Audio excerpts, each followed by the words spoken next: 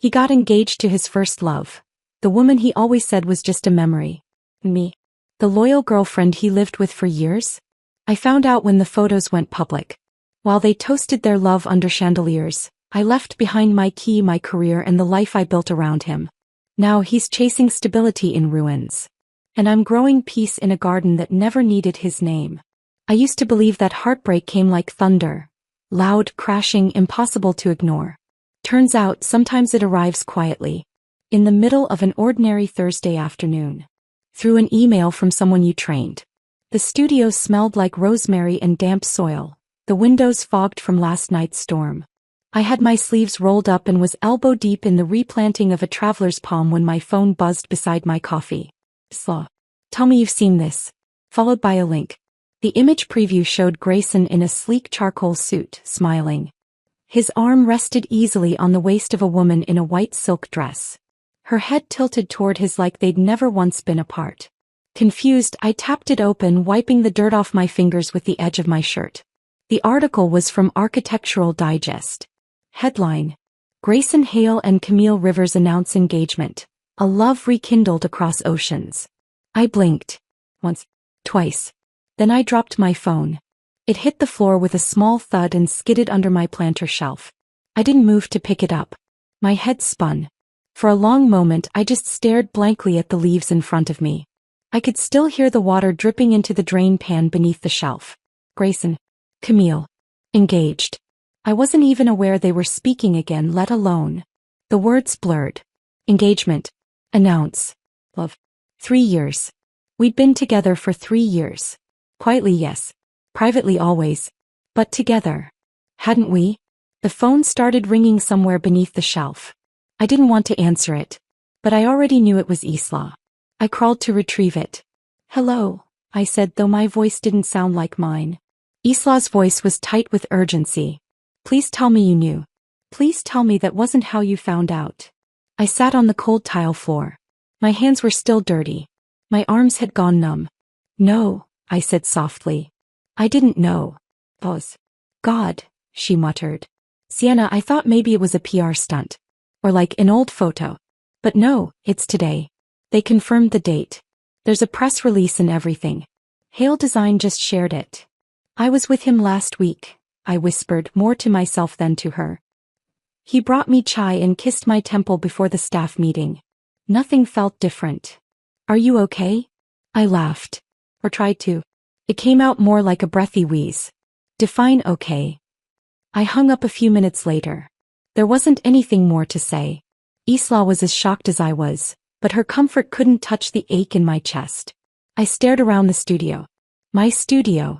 The garden room Grayson had converted for me when he realized I hated fluorescent lighting and preferred being surrounded by greenery. Your little jungle, he used to call it. He once said the scent of basil and sage helped him think. He forgot that too, I guess. By evening I had read the article 3 more times. In it, Grayson spoke about a romance that took root long ago, and how Camille had always challenged him to dream globally. He praised her education in Paris. Her vision for merging architecture and art. Not once did he mention anything about the last 3 years of his life. About me. About us. I could still hear his voice from just last month, sitting in my kitchen saying, "You're my peace, Sienna." Apparently, peace didn't make headlines. I sat at my desk with the window open. It had begun raining again. Asheville's summer showers were relentless. I opened a blank document. Typed slowly. Dear Mr. Hale. I am writing to formally resign from my role as botanical consultant with Hale Design, effective immediately. Thank you for the opportunity to build meaningful projects during my time here. I wish you continued success. No fluff. No anger. Just air. I added my name. Signed and time-stamped it. It was the only closure I'd get. I didn't send it immediately. Instead, I walked to my kitchen and made tea, out of muscle memory more than anything else. I added 1.5 spoons of sugar. No cream. Just the way Grayson liked it. I stared at the cup for a long time, then poured it down the drain. Then I sent the email. I left my phone in airplane mode that night. I didn't want to see any congratulations messages. I didn't want to see Grayson and Camille's names trending online. And I definitely didn't want him to text me. I didn't know if I would have the strength to ignore it. When I woke up the next morning, there was no reply from him. No unread messages. No missed calls. No emails. Not even a question. I was halfway through packing up my things from the garden room when I saw a sticky note taped to the shelf. It was one I'd written myself months ago for the intern rotation board. Handle the roots gently. They bruise easy even when they seem strong. Felt stupid now. I peeled it off and crumpled it into my coat pocket. I left Hale Design with 2 boxes of books, 3 pots of aloe, and no goodbye. Just silence. And soil under my fingernails. It had been exactly 12 days since I handed in my resignation at Hale Design. 12 days since I pressed send on a 3-line email that unraveled 3 years of quiet loyalty. And still not a single word from Grayson Hale. Not even a 1-line reply. You'd think silence would be a relief, like releasing the pressure valve on a sinking ship. But his silence didn't feel like relief. Felt like confirmation. Not a mistake. Not confusion. Just indifference. I tried to go on like normal. Woke up early. Watered my plants. Updated my freelance portfolio with photos of rooftop gardens I had once built with trembling hands and hopeful eyes. I kept the blinds open. I left my phone face down. But the ache never fully faded. Then on a slow Tuesday morning, Isla texted me. Camille's officially back. Press release just went live. Grayson's firm renamed the luxury line, the Rivers series. As in Camille Rivers. Welcome brunch tomorrow. Rooftop. I stared at her messages in silence. My thumb hovered over the screen. Technically, I wasn't an employee anymore. No key card, no contract. Just a ghost. But the event wasn't staff only. It was branded as a social launch. A curated mixer for key contributors, media, and design collaborators. The kind of thing where people showed up to sip champagne and be seen. My name was still on the public contributor list for the last 4 rooftop installations. Legally I belonged. Emotionally I didn't know. I didn't reply to Isla right away. I went to the kitchen, made a cup of green tea, and sat in the armchair by the window. Outside the sky was overcast. Inside my chest was a storm of its own. What did I hope to gain by going? Closure? Humiliation? Did I need to prove something? To Grayson? To Camille? To myself? I traced my finger along the curve of my mug. No. I didn't need to prove anything. But I did need to see it. I needed to see them. See how easily I'd been replaced. How comfortably he moved on. See if the hurt in my gut matched the truth in the room. That night I pulled a dress from the back of my closet. Soft, fitted. Slate blue. The color of quiet strength. I paired it with small silver hoops and low heels. No lipstick. Just a tinted balm. Let them see me barefaced. Let them see that I didn't need armor anymore. The Hale Design rooftop looked exactly as I remembered. Flawlessly staged, expensive, emotionally empty. Twinkle lights curved overhead like curated constellations. Lavender in ceramic pots sat on white marble tabletops. Waiters floated by with glasses of Prosecco and delicate canapes. Everything smelled like citrus and expectation. I walked in without hesitation. No one stopped me. Of course not. They trained me to move quietly, gracefully, like part of the decor. I spotted Isla across the patio, already halfway through her first drink. She waved me over wide-eyed. Holy hell. You actually came. Don't sound so surprised. You said you deleted the calendar invite. I did. So why? I took a glass from a passing tray. I needed to know if I made the right decision. Her face softened. You did. I still need to see it. We didn't have to wait long. Camille entered the garden space 15 minutes later. She floated in like a movie scene, hair curled, white pantsuit pristine, stilettos unbothered by the gravel path. She looked exactly like the press photos. A woman built for attention. Her hand rested delicately on Grayson's forearm. They were flanked by 2 junior associates, one carrying her bag, the other flipping through a tablet. Conversations slowed. Heads turned. I felt Isla stiffen beside me. But I just kept sipping. Let them have their moment. Let the queen reclaim her throne. Grayson scanned the crowd once. His eyes swept past me, paused a fraction too long, then moved on. I didn't flinch. He didn't nod. Neither of us smiled. Camille began making rounds. kissing cheeks, complimenting jackets, pausing for selfies. Eventually, she reached our side of the garden. "Oh," she said, tilting her head with mild surprise. "You're here." Her voice was all elegance, silk-wrapped and sweetened, but her smile was the same one she wore in interviews when dismissing competitors. "Sienna Blake," she mused, as if recalling a brand of tea she once tried but never bought again. "Still lingering in the soil?" "Just visiting," I said evenly. She scanned my dress, my glass, my face. "Very rustic chic." "Very curated charm," I replied, nodding at her oversized diamond earrings. Her smile faltered for half a second. Then she leaned in slightly, voice dropping just enough that only I could hear. "I've always admired how far you've come. I mean, from orphanage to garden designer. That's practically a Hallmark movie." Isla gasped behind me. I said nothing. Camille looked me over once more and added with a gentle laugh, "But some of us were born for penthouses.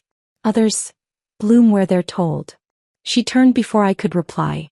Grayson stood 10 feet away watching the interaction. His jaw was tight. But he didn't move. Didn't approach. Just quietly topped off Camille's wine as she returned to his side. That was the moment. Not her words. His silence. I think part of me still expected him to say something. Anything. Not to defend me, but to acknowledge me. 3 years. And he stood there like I was a party crasher instead of the woman who once watered his dreams with everything I had. Isla leaned in. "Say the word and I'll spill her drink down her spine." I shook my head. "She's not the villain here." "You're kidding." "No," I said. "He is." The rest of the evening passed in polite conversation and passive glances. I didn't make a scene. Didn't storm out. Didn't cry in the restroom.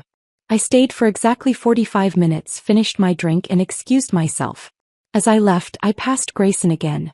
He looked at me. I looked back. Neither of us blinked. Back at my apartment, I didn't collapse onto the bed or press my palms to my eyes. I simply peeled off my dress, washed my face, made tea and wrote 5 words on a sticky note.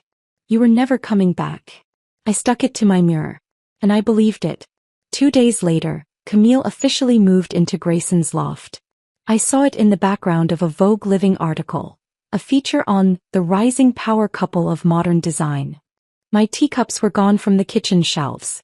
My herb planters removed from the balcony. The walls were repainted white. No trace of me. Except one. The flower pot I gave Grayson. A wide ceramic piece I'd hand-molded, painted in warm earth tones, planted with forget-me-nots. It sat awkwardly in the corner of the photo, clashing with everything around it. Like it didn't belong. I went to the window, looked out at my own little balcony garden. It wasn't much. But it was mine. I walked over, slid the door open and stood barefoot among the planters. The soil was still damp from yesterday's rain. I closed my eyes. Smiled. I didn't need him to replace me to know I was never his choice. I just needed to see it for myself. And now I had. I wasn't going to go back. After the brunch, after the quiet humiliation, after watching Grayson pour Camille another glass of wine while I became just another shadow on the rooftop, there was no reason to return. But there was. In the photo. Camille, all polished and perfect, leaning against the kitchen counter in Grayson's loft. Vogue Living had called it minimalist intimacy. They didn't mention the flower pot shoved awkwardly behind a stack of cookbooks. My flower pot. The one I hand-molded 2 years ago, painted with warm earth tones, planted with forget-me-nots that matched the color of Grayson's eyes on winter mornings. It didn't belong in that photo. Not just because it clashed with Camille's sterile, curated aesthetic, but because it looked like a bruise in the middle of a spotless room. I don't know why it hurt more than anything else. But it did. So I went back for it. The office had changed in subtle, quiet ways. My name no longer glowed on the digital team wall near the reception desk. My login code no longer worked at the elevator. I had to buzz up and tell the front desk I was here, just to collect something I left behind. Isla met me at the door. "I thought you burned the bridge," she whispered, pulling me into a quick hug. "I did," I said. "But there's still a flower pot floating in the water. I'm here to fish it out before someone smashes it." He gave me a wary look. "Camille's in. Grayson too. I won't stay long." "Good. Because I have no bail money." The pot was where I left it, in Grayson's office by the back window that overlooked the city skyline. only now it was half dead. The Fittonia leaves wilted. The soil dried up. No water tray underneath. Just a faint ring of crusted dirt where it had once stood tall and green. And then, a voice. Familiar. Well, I was going to toss that. Camille stood in the doorway, arms crossed, her heels echoing on the tile. I turned slowly, hands still wrapped around the pot. Excuse me. She stepped forward, her eyes lazily scanning the planter like it was something diseased. It's hideous, she said. Doesn't match the rest of the office. Or the loft, obviously. It wasn't meant to match, I said. He smiled too sweet. Exactly. That's why I'm throwing it out. I stared at her for a long moment. It's mine. She scoffed. You left it. I didn't know I needed to hire movers for something that fits in my arms. Camille reached out like she was about to grab it from me. Trust me, you're doing yourself a favor. Let go of the clutter. Camille. Grayson's voice came from the hallway. We both turned. He stepped into view, hands in his pockets, brows drawn slightly together. Camille gestured toward me. She's here for this thing. I was telling her it doesn't belong anymore. Grayson looked at me. Then at the pot. He didn't say anything right away. Then finally, let her take it. Camille stiffened beside me. Seriously. He nodded once. It was hers. For a second she looked like she might argue. But instead she turned on her heel with a sharp click of her stilettos and disappeared down the hall. The silence she left behind was heavier than her words. Grayson took a step closer but didn't breach the distance between us. You made that? He asked quietly. I did. I forgot. I didn't reply.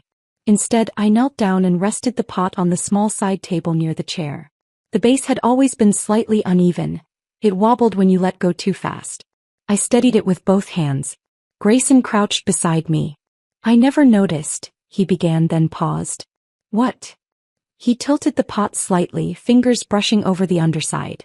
There, carved into the clay with a small sculpting tool, hidden beneath layers of glaze, were 5 small letters.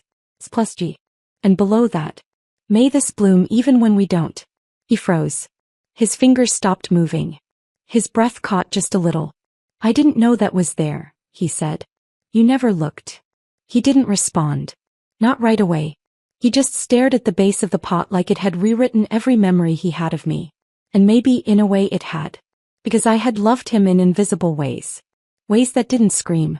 Ways that never demanded attention. Ways that lived in carved initials and quiet hope and blooming petals he never bothered to water. After a long silence he asked, Did you mean it? I looked at him. Every word. He nodded slowly. Still crouched beside the pot. Still touching what he once forgot. And I knew in that moment, this was the first time he truly felt the weight of what he lost. I picked up the pot gently and stood. He stood with me. Sienna. Don't, I said softly. He looked like he wanted to say more. But he didn't. And maybe that was the first right thing he'd done in a long time. I walked past him. Past the place where I had once spent late nights rewriting his proposals, redesigning planter layouts, itching my sense of worth into every hanging fern. The elevator doors opened before he could follow. I stepped in. The city outside was louder than usual. But inside me everything was still. I carried the pot with both arms. It wasn't heavy. Not anymore. At home I gently transferred the surviving Fittonia into a new terracotta pot. I trimmed the roots, watered the soil, and whispered, You made it out too. Then I tucked the old one in a box, sealed it shut, and slid it under my bed. Not as a keepsake. As a tombstone. The sky cracked open the moment I stepped out of the Hale Design building. The kind of storm that arrives without grace or warning. One loud, broken-hearted breath of wind followed by sheets of rain so sharp they felt like glass. I didn't have an umbrella. Didn't pull my coat tighter. Didn't turn back. I just kept walking. The flower pot sat carefully nestled inside a paper bag, the damp corners slowly giving in as the water pooled at my feet. I held it against my chest like something sacred, something stolen back, something rescued. I wasn't crying. Not exactly. But something about the way the rain hit my face made it easier to pretend I wasn't thinking about the look on Grayson's face when he saw the carving on the bottom of the pot. That flicker of realization. That pause. That first, small crack in his carefully curated composure. Too late. Always too late. The sidewalks were slick and half-flooded. Traffic lights blinked red through the haze, and puddles swallowed the corners like the city itself was trying to forget. I wasn't rushing. Didn't check my phone. Didn't bother navigating around the pools of muddy water. I just walked. Half present. Half numb. Fully exhausted. At the intersection of 8th and Delaney, I paused beneath the glow of a flickering streetlight. The crosswalk signal was still red.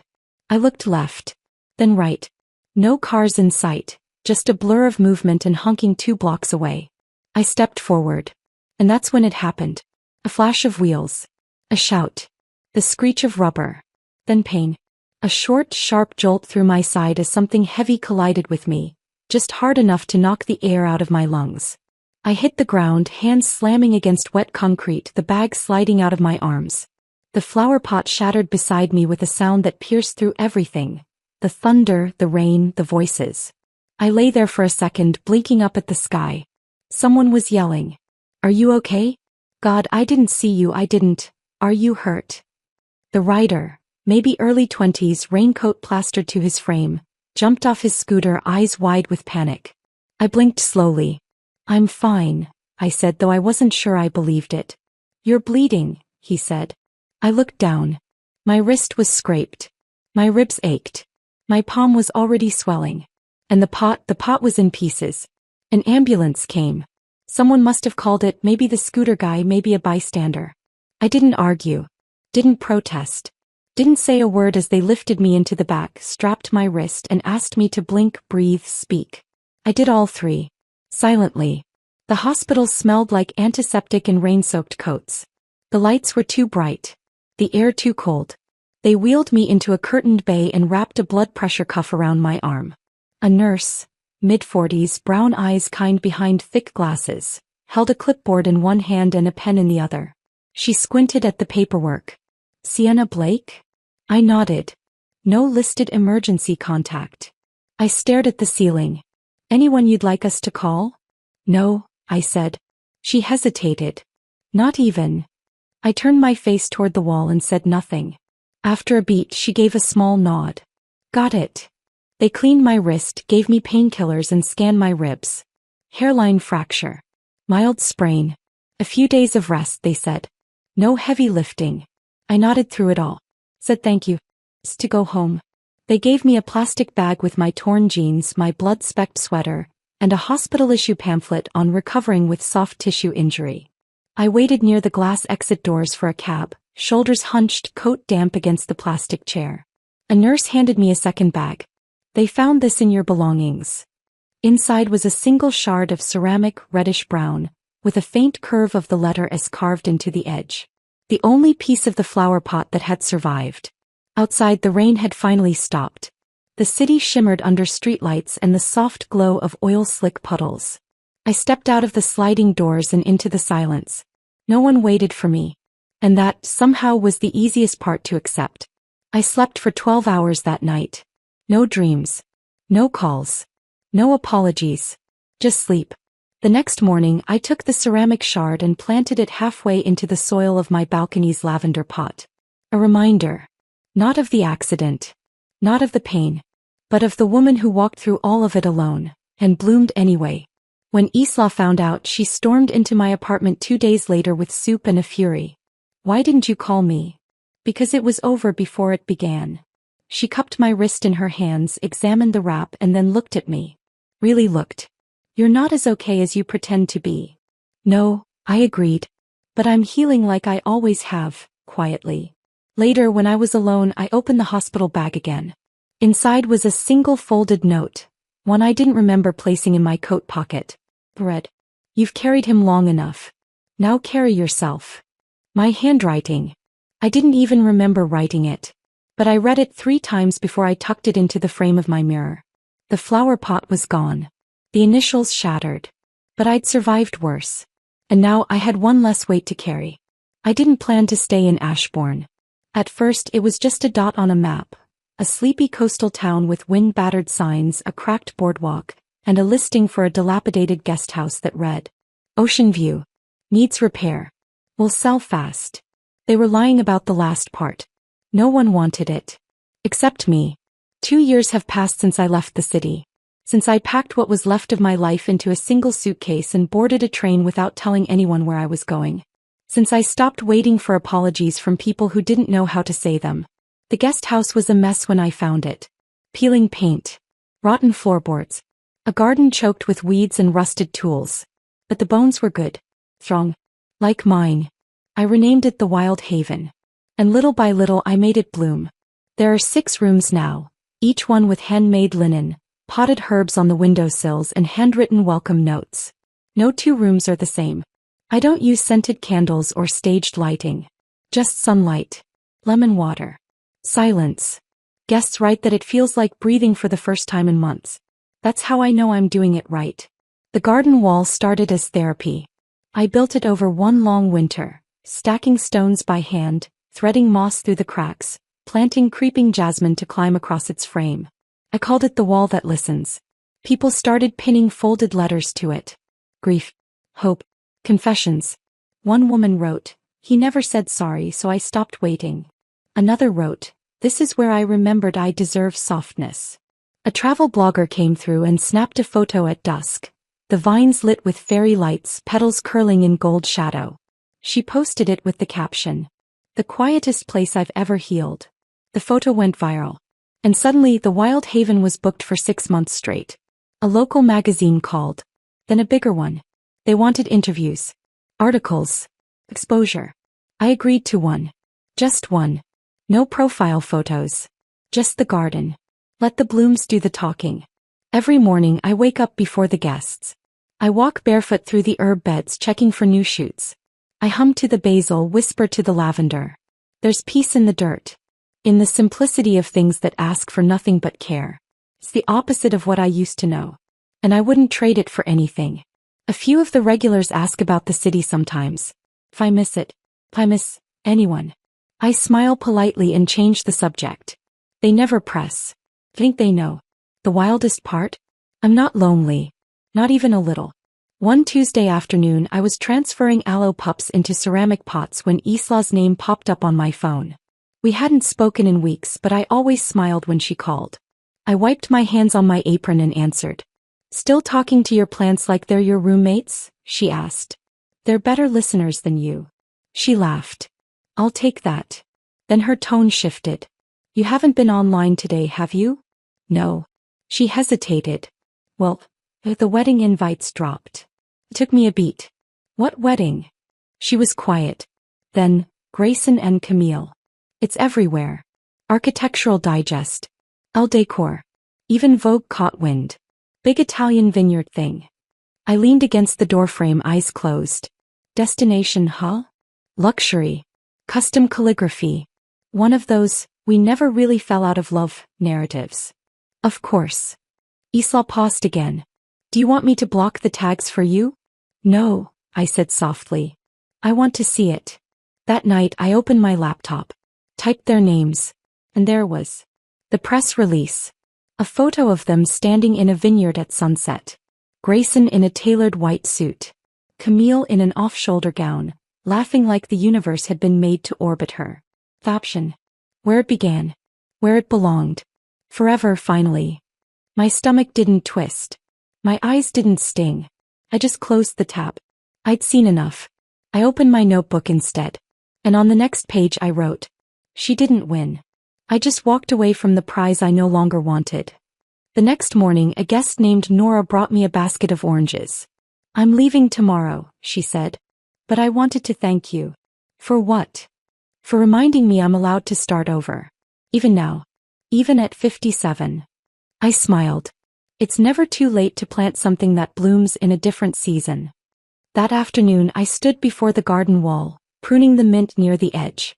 A teenage girl had pinned a note that read, "He left. And the world didn't end. Only the part that kept me small." I left it there. Let the wind read it aloud. I no longer needed revenge. Or justice. Or validation. Just growth. Just stillness. Just the soft knowledge that I had become everything I once begged someone else to see. Let Grayson and Camille have their wedding. Their press coverage. They're curated forever. I had something better. A life. The last piece of the flower pot I once made for him still lives in my greenhouse. Half buried in the soil of a terracotta trough, surrounded by thriving rosemary. I keep it there not for memory, but for contrast. To remind myself what was broken. And what came after. I once gave someone everything I had in the hope they'd return it whole. But now, I give to the ground. And it always gives back. The message came on a Thursday. I was deadheading marigolds along the south wall when Isla called. I think he saw it. I didn't need to ask who he was. What makes you think that? I said even though I already knew. Because Hale Design's official account just reposted that travel blogger's video of your garden wall. With the caption, "Where quiet things speak loudest." I paused, shears midair. She continued, and 5 minutes later, he viewed my story. The one where you were laughing on the porch last night. I exhaled slowly. That's a stretch, Isla. Maybe, she said. But he saw you. And you looked happy. Which is the part he probably didn't know how to handle. Later that night, as the last guests wandered to their rooms and the vines cast long shadows across the deck, my phone lit up. Instagram DM, Grayson Hale. 3:17 p.m. I saw your garden. It's beautiful. Are you happy? I stared at it for a full 5 minutes. Then I turned my phone over face down and went back to cleaning up the herb trimmings. The next morning I left the message unopened. Unread technically. But seen? Absolutely. I didn't reply. Didn't type. Didn't delete. I didn't even breathe differently. Because his words didn't sting, they echoed. The way some things do when they show up too late. 2 days passed. The guest house remained full. The garden wall attracted more notes. Some joyful, some grieving. One in particular caught my eye. Read. He remembered me only after the world began clapping for me. I smiled as I pinned it between 2 stems of creeping mint. Then he came. Not a call. Not a second message. Just his presence. Unannounced. I was watering the rosemary near the entry gate when I heard footsteps on gravel. Not rushed. Not hesitant. Just familiar. I turned. And there he was. Grayson Hale. Standing in front of my gate with his hands in his pockets like he hadn't been silent for 2 years. He looked older. Not in the way time ages us but in the way regret settles into the skin. He wore a black sweater, sleeves pushed to his elbows, and a pair of jeans that didn't quite match the man who once only wore pressed trousers and Italian shoes. His hair was longer. His eyes unsure. Hi, he said. I didn't reply. He cleared his throat. I know I should have called. You didn't need to. I didn't think you'd reply. You were right. He stepped closer but not across the garden threshold. He respected that invisible line between us, the one he used to trample over without knowing. I saw the video, he said. The garden wall. The guest house. All of it. I nodded. He looked around. It's breathtaking. It's mine, I said simply. That made him flinch. Not visibly. But enough. He took a slow breath. I sent a message. I know. You didn't respond. I didn't want to. He looked down then back up at me. You look different. I tilted my head, lips steady. That's because you never looked. Silence stretched between us as thick as the rosemary around my feet. I came to say, he began but I cut in. You came to say something you should have said years ago. And it's fine. You can say it. Just don't expect it to change anything. He swallowed. I never knew how to be what you needed. No, I agreed. You only ever asked if I could be what you needed. His eyes softened but I didn't. I thought about you, he said. A lot. Thinking of me in my absence doesn't undo what you did in my presence. He didn't argue. Didn't offer excuses. But still he stood there. I don't want to take anything from you, he said quietly. Not anymore. Good, I replied. Because there's nothing left here with your name on it. He looked down at his shoes. Then up. One last time. I'm sorry, he said. For what? For thinking you'd wait. The wind moved through the lemon trees behind me. Soft. Unbothered. I didn't wait, I told him. I arrived. He nodded slowly, the way people do when they finally understand a lesson too late to use it. I hope it all grows beyond even this, he said, glancing toward the wall. It already has. And that was it. He turned. Walked back down the gravel path. Didn't look over his shoulder. Didn't ask to stay. And for the first time since he stepped into my life, he left without taking anything from it. That evening, I sat by the garden wall with a cup of tea and a stack of unpinned notes. One of them said, "Some people say sorry because they want forgiveness. Some say it because they finally mean it. And some say it because they think it gives them a way back in." I didn't know which Grayson was. And I didn't need to. I opened his message one final time. Left it on seen. Then deleted it. Not out of anger. But because I didn't need a record of someone finally noticing me after I'd already left the room. I had a life now. One I didn't need to explain or defend. One that didn't require permission to matter. You'd be amazed how many ways love can go unnoticed. Especially the kind that doesn't shout. The kind that folds laundry before the other person gets home. The kind that memorizes coffee orders. The kind that never makes a scene even when it hurts. That's how I loved Grayson. Quietly. Thoroughly. Without applause. I once drove 2 hours to find him a blooming cactus for a desert installation after he said, offhandedly, "My mother used to love these." He never asked. He never said thank you either. Just walked past it every day in the studio without noticing that I'd placed it there the morning after he mentioned it. I watered it for a year before someone knocked it over. He never realized it was gone. I used to time my grocery runs to match his lunch breaks, so I could drop by his office with ginger tea and granola bars. He never asked why I always showed up just when he was rubbing his temples. He thought I had good timing. I didn't. I just paid attention. There was a week he lost a pitch.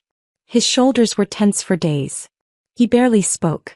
So I downloaded a white noise app, bought him noise-canceling earbuds and left them in his drawer with a note. "You don't have to carry the pressure in your spine." He never mentioned it. But I saw him using the earbuds during late-night design sprints after that. I loved him like rain, consistent, uninvited, and entirely too forgiving. And he absorbed it like stone. Until I evaporated. Camille noticed before he did. Of course she did. She found him sitting at the edge of their shared bed one morning, phone in hand, scrolling through a photo of a flower wall bathed in morning light. Not a model's face. Not a runway.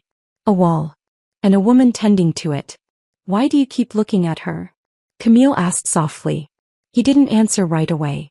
"It's a beautiful photo," he said finally. "Of course it is. She built it." Still he said nothing. Camille's voice shifted from curiosity to warning. "You've been distant." "I'm tired." "No," she said. "You're haunted." He looked at her. And for the first time in months he didn't pretend. "She built something I didn't think she could," he admitted. Camille tilted her head. "She always could, Grayson. You just never looked." That night she poured herself a glass of red wine and stood by the kitchen window, arms folded. "You didn't fight for her," she said. Grayson paused mid-sip. "What?" "You never fought," Camille repeated. "You didn't beg. You didn't chase. You didn't explain. You just waited." "I respected her choice," he said quietly. "No," she snapped. "You banked on her loyalty being stronger than your silence." He didn't defend himself. Didn't raise his voice.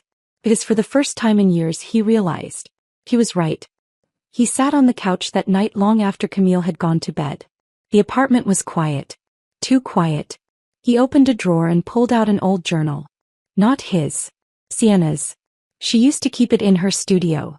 A green linen-covered notebook with flower-pressed pages and ink-smudged corners. He never read it. Till now. Inside were lists. Sketches. Notes. "Don't forget to water the sage, he likes the smell in the morning." His headaches come around the third pitch review. Basil oil might help. Remember, he forgets birthdays. So order his assistant's gift a week early. It wasn't a design journal. It was a love letter in installments. Unseen. He flipped to a pressed page of forget-me-nots. There was a note scribbled in the margin. "I don't need grand gestures. I just want to be seen in the daylight." He closed the book. Pressed it to his chest. And for the first time in his meticulously designed life, he felt it. The weight of being left behind. Meanwhile in Ashbourne I was sipping honey tea on my back porch, barefoot, a book resting on my knees. Aidan was hanging string lights across the garden trellis, humming softly to himself. He caught me watching him and smiled. "Want to help me untangle this mess?" He held up a coil of lights. I laughed. I've had enough of untangling in my life. Fair, he grinned. Then you sit. I'll be the idiot who climbs ladders. He kissed my forehead as he passed. Not in a hurry. Not to be seen. Just because he could. Later, as we tucked into bed beneath cotton sheets and the scent of lemon balm, he whispered, "You think he regrets it?" Who? He didn't answer. He didn't have to. "I think he's only just realizing what I gave him," I said softly. And how quietly I did it. Aiden traced a circle on the back of my hand. "I hope he does." I turned to face him. "Why?" "Because it means he's finally seeing you, even if it's from too far away." We fell asleep to the sound of the sea brushing the cliffs beyond the garden. And I dreamt not of Grayson, but of a greenhouse bathed in warm light. Full of things that needed tending. And no one who needed to be convinced to care. The first cracks didn't come with thunder. They came with silence. A small project delay. A missed deadline. A press piece pulled last minute. Then came the storm. Camille had promised Hale Designs investors a luxury eco-retreat on a Manhattan rooftop. Vertical gardens, solar tiling, water recycling. Words she used freely. Buzzwords mostly. Except she didn't understand them. And she refused to ask for help. The project was a disaster. The solar system wasn't compatible with the rooftop's structural limits. The irrigation plan failed. Water leaked into the penthouse below during a soft opening brunch. And that penthouse? It belonged to an attorney. A very loud, very well-connected attorney. Within 48 hours, lawsuits began to roll in. Breaches of safety code. Violation of lease agreements. Environmental fraud. The press turned faster than a storm tide. From Camille Vale brings Parisian luxury to New York skylines. To socialite architect accused of greenwashing and code breach. Grayson tried to contain it. He pulled out NDAs, launched a PR cleanup and suspended Camille from public-facing roles. But the investors didn't care. They wanted solutions. They wanted credibility. They wanted someone with a record. They wanted me. That's when the call came. I was in the greenhouse, organizing seed packets with Nora when my phone buzzed. Incoming call, Grayson Hale. I stared at the screen, unmoving. Nora raised a brow. A client. Not exactly. Take it, she said. You'll regret it if you don't. I stepped out into the herb garden before I answered. My voice was flat. What do you want? There was a pause. Then his voice, low, brittle. I need your help. I didn't say anything. He continued, it's the rooftop project. The one Camille managed. It's not recoverable. But the board trusts your original blueprint. They asked for you by name. How convenient, I said. Sienna. No, I interrupted. You don't get to call me now and pretend like this is about talent. It is, he insisted. You're the only one who ever understood how to blend living systems with structural integrity. I laughed softly. Did Camille write that line for you? I'm serious. So am I. There was silence. Then quietly, please. I'll pay you whatever you want. Come back. Help me fix this. That was when it hit me. Not his desperation. Not the compliment. But the complete absence of self-awareness. He still didn't get it. No, I said clearly. I thought you wanted this kind of recognition, he said. I smiled coldly. I did. But not like this. Not when it comes with the stench of someone else's collapse. I'm offering you a chance to what? I cut in. To patch your ego? To be your plan B after plan A imploded? I'm not a bandage, Grayson. I'm not the woman you call when your first pick ruins your name. I let that sit between us for a moment. Then I added, I gave you everything I had once. You didn't lose me because I stopped giving. You lost me because you never offered anything in return. He was quiet. And then for the first time his voice cracked. I'm sorry. I didn't soften. I know. I ended the call. Blocked the number. And walked back into the greenhouse, where the mint was thriving and the soil was warm beneath my fingers. Later that evening Isla texted me. Girl, the way you hung up on that man. I need it on vinyl. For emotional support. I sent back a single sunflower emoji and went to bed smiling. Grayson didn't call again. But the storm didn't stop. Within weeks, 2 major investors pulled out of Hale Design. A third moved funding to a rival firm. Camille tried to spin it as industry politics. Grayson didn't speak at the next press conference. He stood beside her, stiff and silent, like a man finally realizing the price of choosing noise over substance. Meanwhile, back in Ashbourne, I planted a new variety of sunflowers beside the garden wall. They bloomed taller than the others. I named them second chances. Not forgiving. For growing without needing one. The lavender was in full bloom the day he came back. No storm. No bruised ego. No urgent request tucked in a rehearsed apology. Just him. Standing quietly at the edge of the garden path, where my rosemary hedge met the gravel trail, a bouquet of wildflowers in one hand and something unreadable in his eyes. I was pruning sage near the greenhouse door. I didn't flinch when I saw him. Didn't gasp. Didn't smile. Just met his gaze evenly and waited. He walked forward slowly, careful not to step on the thyme spilling over the stone path. When he reached me, he offered the flowers. I didn't pick these to win anything, he said. I just thought they were beautiful. Like this place. I took them. Not out of sentiment. Just out of civility. He looked older. Tired in a quieter way. The kind of exhaustion that comes from facing parts of yourself you can't edit or outwork. Isla told me you're starting a botanical foundation, he said after a long pause. I nodded. Scholarships for underrepresented students. Funding for small-town green projects. Seed libraries. He smiled faintly. It sounds important. It is. He exhaled. I'd like to contribute. I didn't answer right away. He continued, a little more cautious this time. Not for credit. Not to fix anything. Just because I believe in what you're building. I looked down at the bouquet. A poppy. Some yarrow. A stem of blue delphinium, slightly wilted. Then back up at him. You know, I said, there was a time I would have burst into tears hearing that. Not because of the money, but because I spent years just wanting you to believe in me. I know, he said quietly. I don't need it now. He didn't push. Didn't beg. Didn't ask what I needed in return. Maybe he'd finally learned something about real giving. So I had to say it. For both of us. Some things aren't yours to pour into anymore. He nodded. I figured that might be the answer, he said almost to himself. But I wanted to try. Not for redemption. Just for truth. You found it, I replied. I'll leave it here. We sat on the porch steps for a few minutes, not speaking. The sky was soft and gold and fading gently into dusk. He looked out over the garden wall, where a new note had just been pinned by a guest that morning. You don't have to hate them to let go. You just have to love yourself more. I didn't point it out, but I saw his eyes pause on the words. You did this, he said after a while. Built all of this.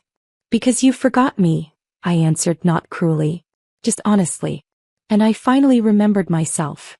He exhaled like someone surrendering something heavy, then stood. Will I ever be welcome here again? He asked. I met his gaze one last time. No. But you'll be remembered here. He didn't ask how. And I didn't tell him about the small terracotta shards still buried beneath the rosemary. He left the same way he came. Quietly. Respectfully. Finally.